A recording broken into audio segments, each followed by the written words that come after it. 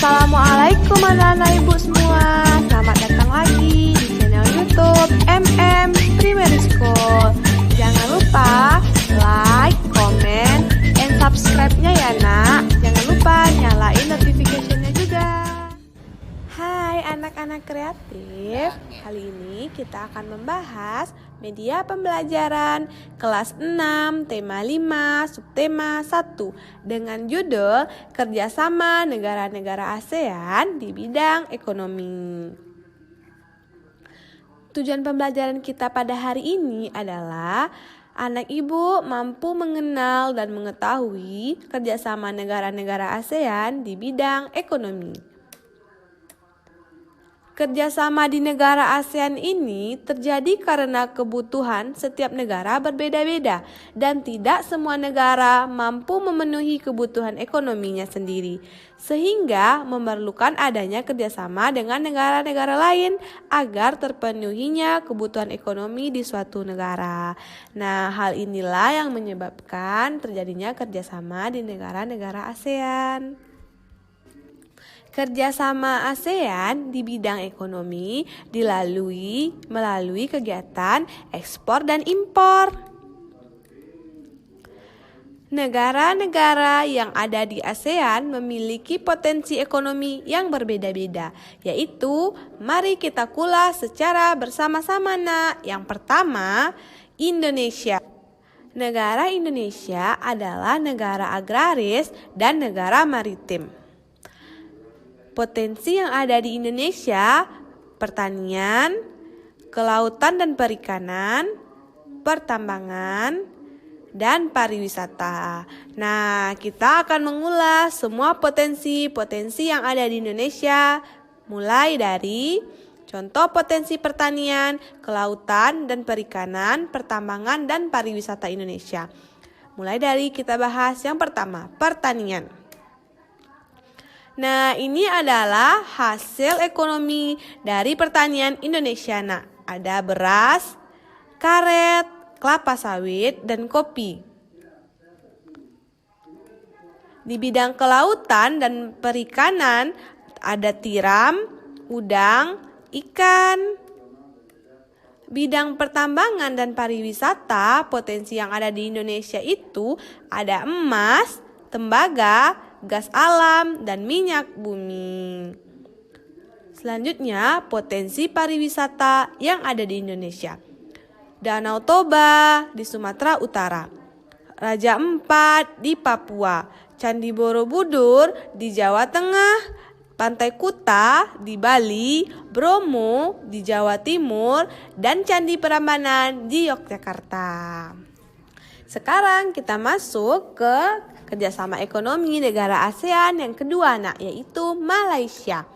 Malaysia adalah negara federal. Potensi yang ada di Malaysia, pertanian, pertambangan, pariwisata. Nah, mari kita lihat potensi pertanian yang ada di Malaysia. 1, ada karet. 2, ada kelapa sawit. Yang ketiga, ada beras. Yang keempat, ada teh. Nah, sekarang kita masuk ke potensi pertambangan yang ada di negara Malaysia. Ada emas, gas bumi, bauksit, dan minyak bumi. Serta ada juga timah, nak. Kita masuk ke potensi pariwisata yang ada di Malaysia. Ada Menara Kembar, ada Batu Kafes. Nah, itu saja potensi yang ada di Malaysia. Sekarang kita masuk ke negara ASEAN yang ketiga, yaitu Brunei Darussalam. Potensi yang ada, kelapa sawit, gas alam, kelapa. Baru kita masuk ke negara ASEAN yang keempat, yaitu Singapura. Satu-satunya negara maju di ASEAN. Potensi ekonomi, jasa, perindustrian. Ini ada beberapa contoh potensi pariwisata yang ada di Singapura. Dan masih banyak lagi potensi pariwisata yang ada di Singapura ya nak. Selanjutnya kita masuk ke negara ASEAN yang kelima. Ada Kamboja. Negara Kamboja adalah negara agraris. Potensi pertanian, umbi-umbian, karet, dan beras. Potensi pertambangan, minyak bumi, batu permata, dan potensi pariwisata yang ada di Kamboja. Ini ada beberapa contoh, Nak, potensi pariwisata yang ada di Kamboja. Dan masih banyak lagi potensi-potensi pariwisata yang ada di Kamboja ya, Nak. Selanjutnya kita masuk ke negara ASEAN yang keenam, ada Laos.